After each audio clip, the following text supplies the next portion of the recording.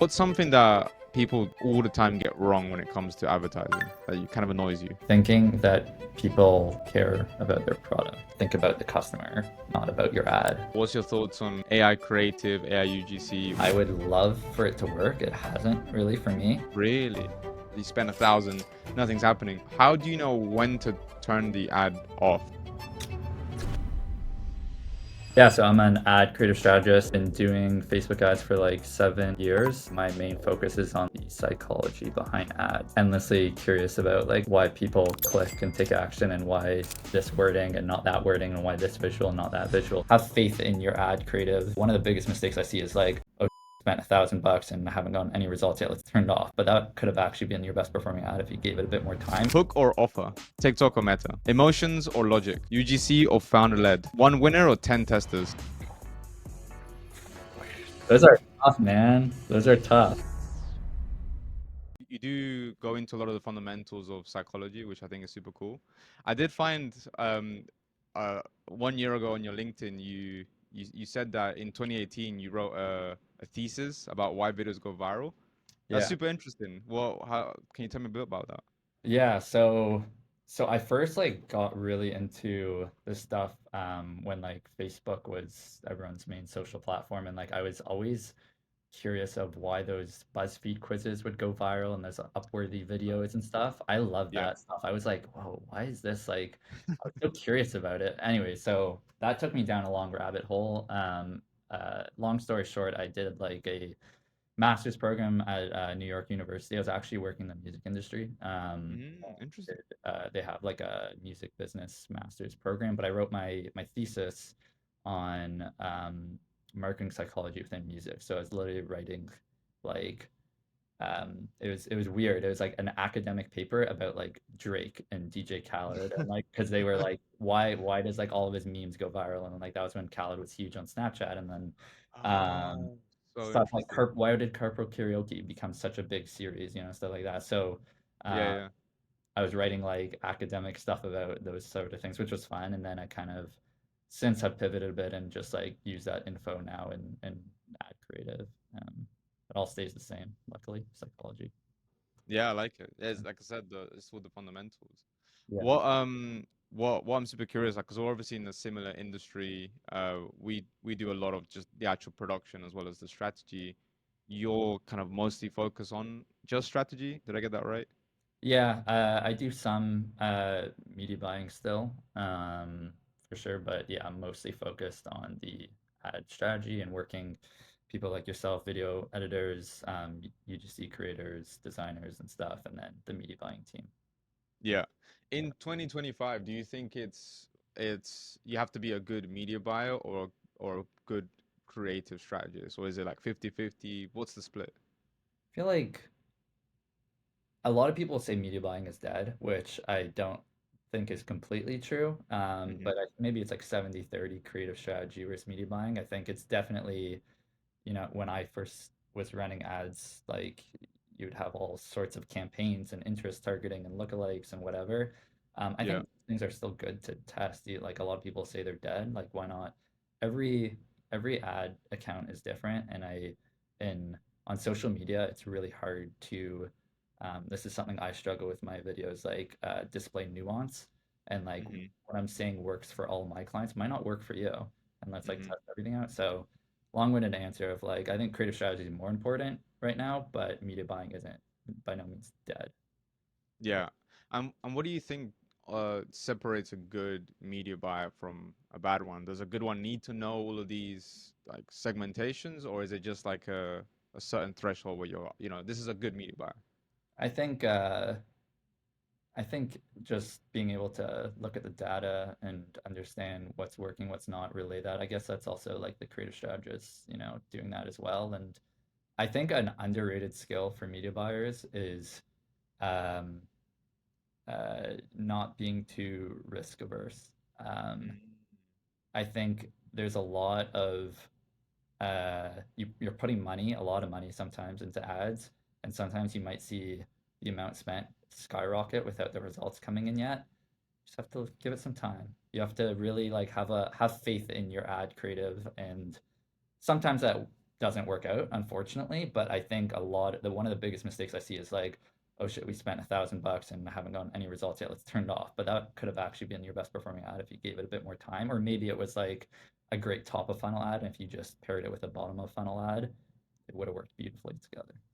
Amazing. That is such a I've gone through that myself when I was running ads. Yeah, The first I think like £300 I spent, I got nothing. So I was like, oh, should I turn things off or should I just add scary. or just wait? But then stuff actually started to convert, and then when things started to convert, it kind of fed the algorithm a bit better. So Yeah. I agree, it's definitely an underrated skill for Yeah, sure. yeah, it's scary when you're first starting to run ads and you don't know what's maybe gonna work or what's not. Yeah. Yeah. A question that I get a lot is how do you know when to turn the ad off? Like if it's say that happened, you spend 1,000, nothing's happening. Like how do you know it's the right or the wrong time to turn it off? It's hard to say, I think like a one, this works for everything. I think like if you're getting a very low, I don't know, you could look at some top metrics like click-through rate or something like that. Like if that's crap, if your CPM is super high, like maybe if you have a product that should be selling within, maybe like a 1 day conversion or whatever, like then maybe if it's been 7 days turned off. But like some products, the sales cycle might be 2 weeks. It's like if it's Mm. a high AOV, and so like you kind of need to let it run for a bit, and maybe you could cost cap it or something to help prevent some of that. But it depends on your product, I think. And Yeah, that's when the nuance comes in, right? yeah, yeah, for sure. Absolutely. Have you ever tried something when you ran an ad that you thought it wouldn't work, but then it did? Have you ever had that experience? Yeah, definitely. Uh, yeah, I feel like I'm trying to think of good examples. Maybe sometimes with like a ton of text Hmm. um, on an ad, whether it's video or an image, I feel like sometimes like no one's everyone talks about like you just scroll stopping, whatever, but sometimes just the huge amount of text that you put on an ad can be the scroll stopping because most people don't do that. So that in itself is like the thing that catches attention. I feel like that's an example of a yeah. Yeah, I don't know who it was that said it. Yeah, it was if you're terminally ill and you got given a brochure about how to treat yourself, you would read the whole brochure. That's a I'm not great. sure who's I love that. Yeah. yeah, so it's like you don't need a quick headline and like some bullet points. You'll read the whole thing. You actually, yeah, you want to read the whole thing. Yeah, Exactly. yeah, So as long as it speaks to somebody, it makes sense. 100%. Yeah. That's that kind of what are some rules that you generally go for when it comes to creative in general? We talked about scroll stopping things, we talked about long text. Is this some rules that you always go for, like a filter in your head? Or is it Well, very nuanced? uh, my process is kind of like, who's, first of all, who's the persona? Who are we speaking to? Um, because for one product, you could have three different personas. Pick one. Um, what's like the specific pain point or desire that we want to target in this ad? Because there might be multiple. Hmm. One. Um, what's the specific emotion that we want to target? Because you could target one person, one pain point, but then you could do it in a positive way where you're giving them hope and aspiration, empowerment, or you could do it in a negative way where you're causing a bit of fear and anxiety. So like, how do we want to frame it? And I like testing Mm. those against each other. Exact same um, visual or whatever, just change the emotions, and then also what um, what like part of the funnel or like awareness level do we want to target? That's kind of like my steps that I use for every ad creative, and like kind of trying to think through those first. And then from there you could layer in all like the actual obviously what is the ad, what's the visual, what's the whatever, but like let's start with those fundamentals. Got it. So you definitely go for the like what's gonna be said for who, like one person first before you look at the visuals, or because a lot of people do it backwards. They find a creative that they saw some competitor do, and they go, oh, let's just do that. We'll put our product in it. Yeah, that's yeah, that's what like uh it frustrates me. Sometimes it works because like if an ad is crushing for a competitor, you throw your product on it, that's great. It works, good for you. Like you should do that. Mm-hmm. But at some point, you need to find your own strategy and you need to think deeply about your own customers and what makes your product different than it's just a race to the bottom, I think. And I think that's um, obviously becoming more prevalent with the AI and easier to do. Uh, Mm-hmm. and I think those who win will have like that strategy behind their ad creative. I agree, definitely. On the topic of AI, what do you think of people who build these like agents that scrape and then like find will kind of do what we do, very automated, and then pump out the scripts and whatnot? What do you think about that? I have my own thoughts as well. Um, from the ones that I have seen and used, I haven't found the scripts very good. It's very, um, it sounds like a robot wrote it. I don't know. It doesn't have this like nuance, this human, and it could be a good starting point. Sometimes they are good starting points just for ideas. I like to use so I don't use really those AI agents, at least right now. Maybe I will at some point. I like to Mm-hmm. use AI as like a brainstorming partner. I think a Mm, great thing is to create a custom GPT for your all your clients or your business, if you're a business owner, and put in all your reviews, put in what's worked so far, put in everything you can about your business, and then just chat with it. And also upload your ads manager data if you have good naming convention and you could kind of tell it what's what. Um, mm-hmm. I've done that, and that's an awesome way to brainstorm and create scripts really easily. That's such a cool unlock. I never thought about giving the ads manager information into the GPT. Yeah, That yeah. makes sense. Then you can brainstorm with it and you can be like, oh, this is the one that did very well. It's yeah. The key there I found is that naming convention because like if you have the ad angle, let's say, in all your naming conventions, you could clearly say based off the data, you'll see this ad angle is working best. So then like the custom GPT will say, well, we know this ad angle works best, so here's this ad angle. Here's a script for that type of thing. And also I fed it like winning UGC scripts that we've had and stuff like that, just as much Mm, info as you can. Um, yeah, that's been helpful. super cool. And then in your naming convention, what like how do you typically do it? Is it just like size, us versus them, or do you go into more detail, like female, like comparison? So it depends for me on the client, the business. Like if when you're at pretty significant scale, the more detail, the better probably because you're running more Mm-hmm. ads. Lower scale, you probably don't need as much detail. I try to simplify as much as I can. I do put in the concept, search them, testimonial, whatever. I put in the ad angle. I'll put in um, the UGC creator's name if it's a video UGC creator. Yep. Uh, those are the main things. There are sometimes like maybe put in duration if we know we have like a visual hook or a text hook that's we use a ton. I'll like create like a short form for that, and you put that in the naming convention so you could filter by that. But those are like I think the essentials. If you have concept, ad angle, to me those are kind of the most important parts. Mm-hmm. Yeah. Super cool. On the same AI subject, what's your thoughts on AI creative, AI UGC, all of that stuff? I would love for it to work. It hasn't really for me yet. Really? For most of my clients, it hasn't. There are some exceptions where it has. So I think again, nuance. It depends. Can't social media loves to say they don't work or they do work, Yeah. but it really depends on your business. Yeah. If you have a highly emotional, more human, I don't know, more human product, like they probably won't work. Because, Yeah. but if you have a more tech focused or something like that product, it probably will work. Um, so I think it depends. So yeah, I've had like mixed results with AI UGC so far. AI statics have worked a little bit, and even just like creating an image in Midjourney and at least like using that as a baseline or ChatGPT now, whatever. Um, Yeah. yeah, how about you? Have you're finding success with them? We've had a couple of ads do well in on with AI at decent spend, like 1, 2 thousand a month. Um, but it's really hard. Yeah, Like they've mostly always been educational type ads, so like a VSL or mini VSL. Maybe like the person's face is in the bottom right corner, green screen. You do have to edit it a lot.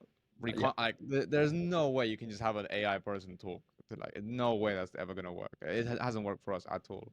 But you also miss that human touch. Like I personally don't think that um that like people will only be using AI. I think you still have creators, like a creator who can do a taste test and it looks legit. I think people would want to see that with many different products. yeah, With some other ones, yeah, definitely with AI. Like you said, tech, software, stuff that doesn't you don't really need a person. But I'm doing a like I have a new client that like a cereal company, yeah. and I'm just having fun making like a bunch of cereal videos and like thinking about how we can get a creator to do a taste test, maybe blindfold them or something.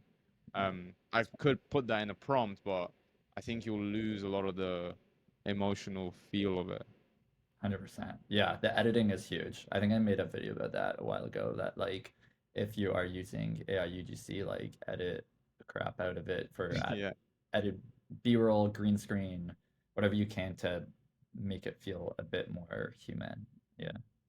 Yeah, one unlock that we did is in arcades, you can create the avatar, and then you can just ask it to make the avatar in a different setting. So you have the same AI UGC creator, but they're sitting down, they're standing up, or they like have the iPhone. So at least you have three variations. So it doesn't look like the one person. That worked a lot. That's cool. I actually don't know if I knew you could do that. That's cool. Yeah, I think they released a few weeks ago. I have a video on my YouTube channel about it. Sweet. Um, Yeah, I mean that's cool. I'm definitely in the same boat with when it comes to AI. Yeah. What's something that people like, all the time get wrong when it comes to advertising that you kind of annoys you? Hmm. Um, I feel like thinking that people care about their product.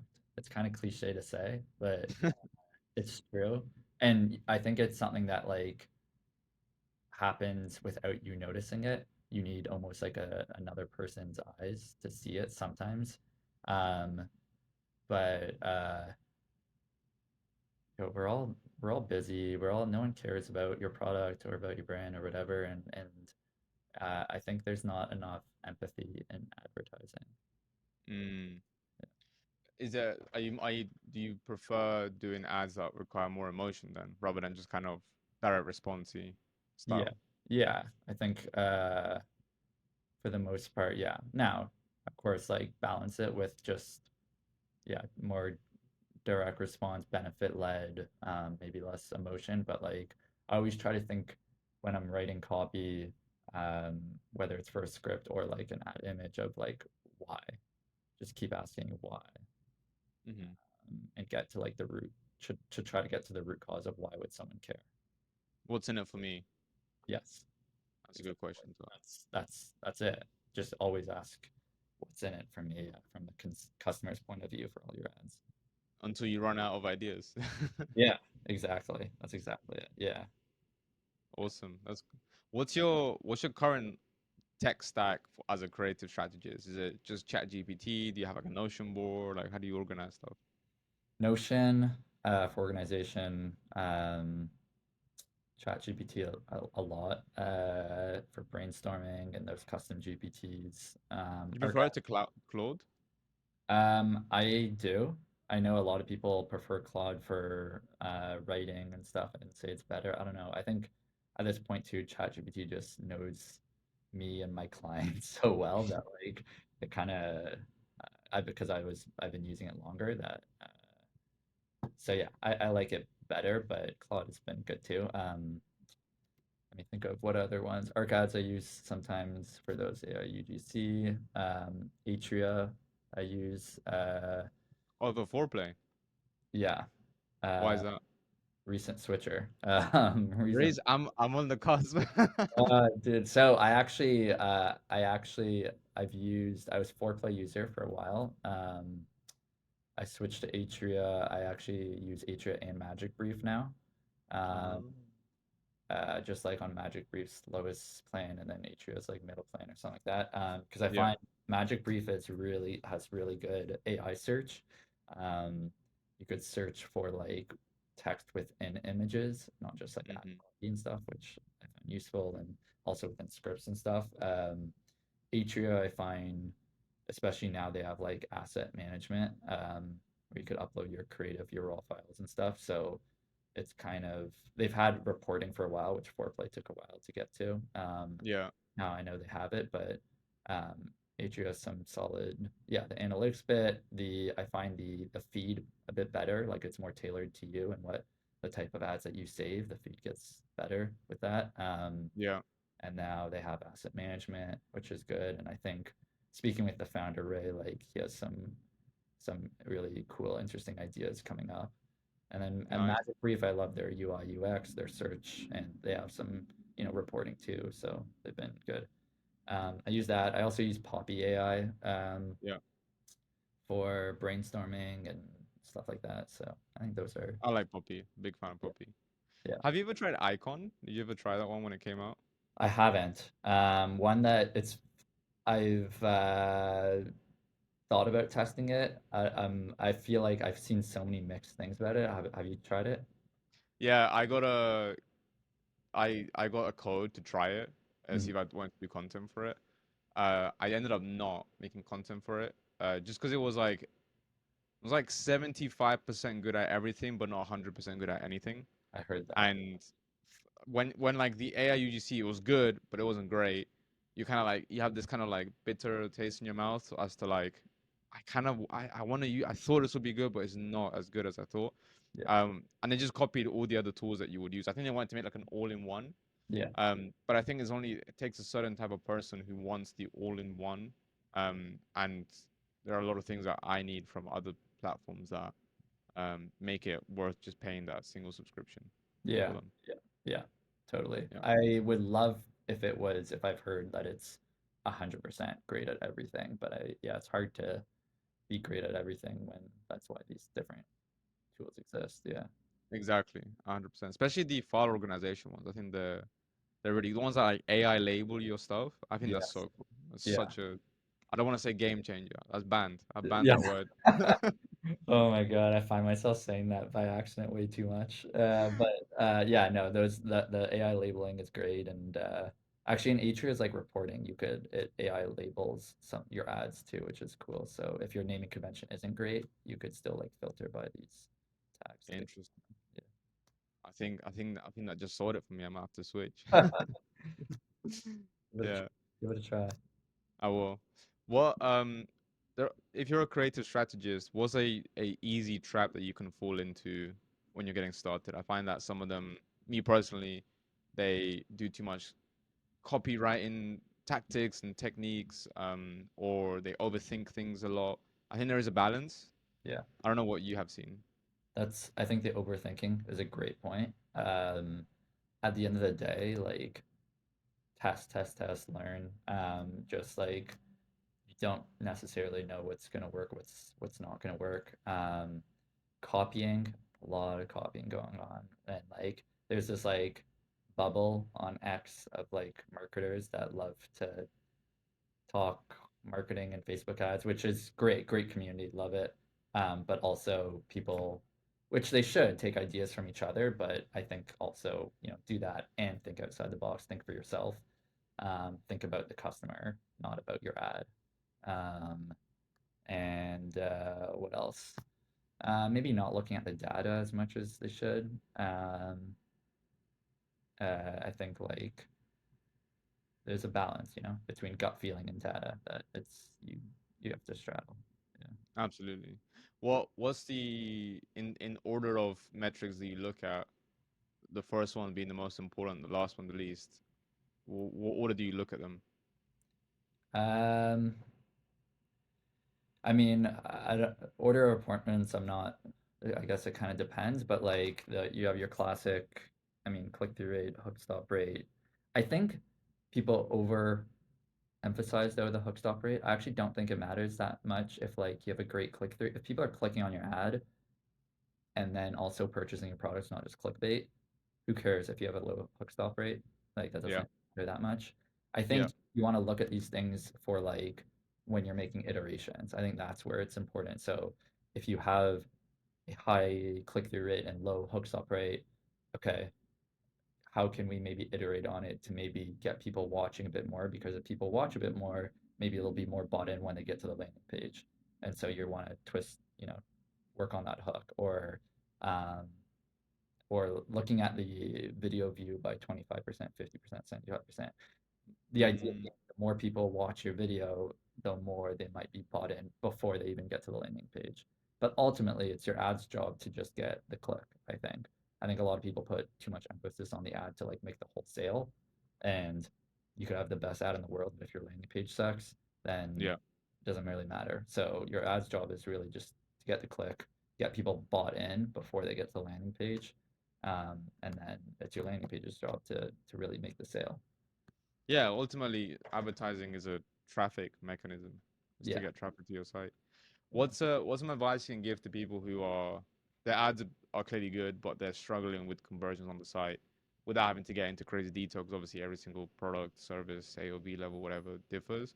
But I always find that even if you make really good ads and like you're not getting conversions, you get the blame unless somebody else is doing the site.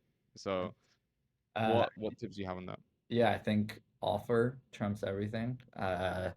You actually legitimately have a great offer. And shoot, I had something else while you're talking. I was gonna say. I hate when that happens. Yeah, damn, I forget. But yeah, offer is positioning. Like you could have the Uh, exact same product, um, but position it differently. And yeah, that has to do with like branding, design, and copywriting too, but also just like how do you position your product in the market? mhm. And that can make like a world of difference to to your conversions. And so I think all that stuff, and then obviously like you said, like there's all the details of the checkout process and your bundling and all that, but and like how you use psychology and like social proof and stuff like that through the whole process. But um yeah, look at your offer compared to others and think about it again. Just comes back to like the customer's point of view. Like, does this actually is this an is this a product where they're like, oh, like obviously I'm gonna get this. This makes sense. This would be crazy not to get. Yeah, no, completely agree. That's super smooth. When somebody works with you, what aspect do you take over? Is it just you come up with some briefs? Is it that you actually do the whole strategy? Do you look at the sites as well? What does it look like to work with you? Kind of a bit of everything. It depends on their needs. So I customize what I do for them. So for some businesses, I'll just do ad strategy, like creative strategy, coming up with briefs, working with their editors, designers, and just pumping out ad creative for them. Some I'll do that plus media buying, and going into their ad account and doing all that. Hmm. I'll do that those two things, working with UGC creators, helping with CRO a bit, creating landing pages.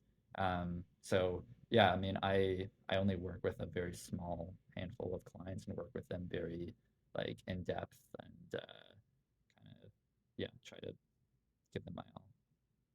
I like it. That's really cool. Sounds like I see a lot of people going into the productized service for everything. It's like, yeah, we just do this, this, this. And it's good for scale, but I quite like the custom appeal as well. I think it's nice to be able to. Every product is different. Every Yeah. niche is different as well.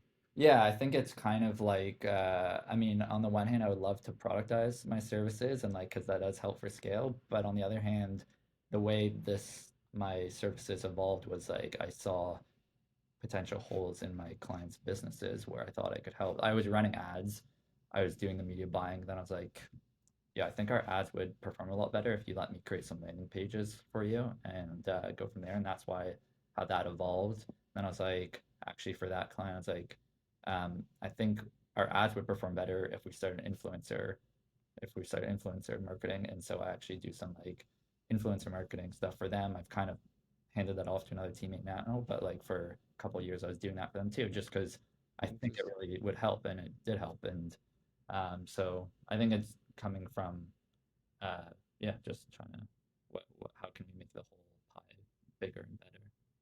Yeah, absolutely. I think they're at the biggest scale. I've seen people that do this. They do like a rev share, Yeah, and like a certain retainer because it means that you have stake in the business if yeah, you're doing other bits and bobs. So yeah, that's cool. But yeah, for scale, for like getting clients, it's just whatever game you want to play. yeah, exactly. And that's like the game of business too. We are chatting about this before. It's like things will change and evolve, and that's kind of like the fun of it, you know. Kind of go where you feel most compelled and excited and curious about, I guess. Absolutely. Yeah. Cool. I have one question, and then we have a quick fire round where I ask you one thing or the other thing, and Cool. that's gonna be great for clipping. So the question I have is, you have a newsletter called Psychology of Ads. Yes. What's the goal with it? Is it just your way of documenting? What's the plan with it? Good question. Originally, plan was build a media company from it, and that's why my handles now are Psychology of Ads. Hmm. Now, I think the plan, again, speaking of evolving, has evolved a bit. To be honest, so I wrote it every single week for a year, did not miss a week. And that was just like, again, experiment. Like I was saying before, I spent a year on X, a year on LinkedIn, now a year on TikTok, a year writing a newsletter. Um, and I didn't love it as much as I thought I would. I Hmm. liked it for the first like 4 or 6 months. I didn't love it after that. It felt like a bit of a thing I had to do rather than want to do. Hmm. So Hmm. I think now it's just when I find interesting ads and sharing frameworks that I'm using, sharing kind of psychology tactics that I'm using and stuff like that. The at least as of now in this moment, the framework is like going through showing an ad and showing how I'd improve it, basically using psychology. That's kind of the format for it right now, and we'll see how it evolves. But I'm working on some other projects as well now that has kind of taken over from the newsletters focus. Nice, makes sense. I think that will work really well as YouTube content, long form, like how you will take a certain ad, break it down. Yeah, yeah, I know. YouTube's been something that I've like, yeah, I should do that. At some point I will. I really want to do like a year on short form and feel I was very uncomfortable in front of the camera before that. Um, Really? I think yeah, you're really good on camera, man. oh, thank you. I appreciate it. Yeah. I'm super introverted, so like I don't know. My first few TikToks were like maybe a little cringy. I just felt weird about the whole thing, but I feel a lot more comfortable now, and so like yeah, long form. I'll get there at some point. Maybe I'll spend a year doing a video on a week on YouTube or something. That's my next experiment. But You like your year-long experiments. That's cool. You don't see a lot of people doing that. People just kind of just try it all and then give up after like a few weeks and then completely shift gears. yeah, I think like you got to give each platform some time and also see like what you like doing. That I really thought I would love doing the newsletter. That actually surprised me that I didn't as much. Mm. Um, because I do like writing, but I like writing more like maybe I'll change it, maybe I'll evolve it. I like writing free flow more than like I feel like the newsletter I was writing was very prescriptive. Here's an ad, here's how to change it. Here's an ad, here's Oh, what. the structure. Yeah, whereas like I kind of like just like riffing when I'm writing. So we'll see. Maybe I'll change the format of it. I Yeah. have asked to already. So um, but yeah, YouTube's been one I need to get on, and I'm working on now a course that's almost done, a short little mini course, and then also a SaaS Nice. product as well. Nice. You Yeah. can have a community in there as well. That's cool. Um, Probably. We'll see. Originally that was part of the plan, but also again, I don't know if I want to. I'm worried of Mm. spreading myself too thin and Yeah, having that like, if I do a community, I want to do it well, and so yeah, we'll see. I agree. We have a video editing community, VP Plus, and we have 730 members, and it is like, it's a lot to do. You get Yeah, questions, and you need to be active, and you do the yeah, calls. Um, but if you're making an impact, it's always nice. Like when someone gets a good result, or they get a job or something, like it's all really cool. So it's 100%. rewarding at least. Yeah, But yeah, yeah, I'm definitely spread thin. yeah. I'm sure. I'm sure. Yeah, hard not to. Yeah, Yeah. yeah. Awesome, bro. Okay, cool. So let's do a quick fire round. I'll just name one thing or the other thing, and you just have to answer it, and then Okay. go from there. Are you ready? Cool. Yes, sir. Okay, so hook or offer? Offer. Okay, hook rate or hold rate? Hook rate. TikTok or Meta? Meta. Emotions or logic? Emotions. UGC or founder led? Founder led. Spend 1K on creative or 1K on media buying? Creative. One winner or 10 testers? 10 testers? It sounds stupid. I don't know. Like, why wouldn't they want a winner? Okay, let's do one winner. Okay, that's Okay. fair. Yeah. That's a tricky one for sure. That's a tricky Uh, one. Broad targeting or niche? Broad. Retargeting or cold traffic? Cold. Script first or visuals first? Script. Nice. Okay, Yeah. that's it. Those are The tough, man. Those are the tough. one winner or 10 testers, I knew you would find it tricky because I knew you're very big on testing. Yeah. So yeah, it was It good. sounds like because I was like, yeah, testing you'll learn a lot from those, right? But the winner, it's like the winner will help your business. Like if you really have a true winning, it really makes a huge impact on a business. So like you'll learn a lot from that winner. So just learn as long as you're learning. Yeah. Yeah, that was a tough Of one. course, yeah. It's Yeah. it's all it's been the nuance, but then also the one winner, you have all your eggs in one basket, and you Yes. can't test. So Yeah, yeah, it's a it's tricky one. hard. It's yeah, I don't know. Maybe I'd change my answer, but yeah, those were good. Those were good. Even the first one, the hooker offer, I said offer right away, but I was like, for a second, I was like, wait, but if you can't grab their attention, then the offer doesn't even really matter. Yes. Yeah. Yeah, of course. But then also if you do grab it and the offer isn't good, Yeah, you know, exactly. That's why they're good questions. I would hate to be asked these questions, but awesome. Awesome, bro. Well, Josh, thank you so much for coming on. Where can people find you if they want to learn more about you? Yeah, you could sign up to my newsletter if you want, psychologjofAds.com. Keep up to date with me there. I'm Psychology of Ads right now on TikTok and Instagram. To be honest, that might change in the next few weeks. So it might not be there when this goes up, but The next LinkedIn, year. connect with me, Josh Weiner. And yeah, building some stuff that I'm excited to share with other creative strategists and marketers. Love it. Awesome. Thanks for coming on, and I'm sure people got a lot of value from it. Thanks for having So me. thank you, bro. Appreciate it. Thank you. Peace.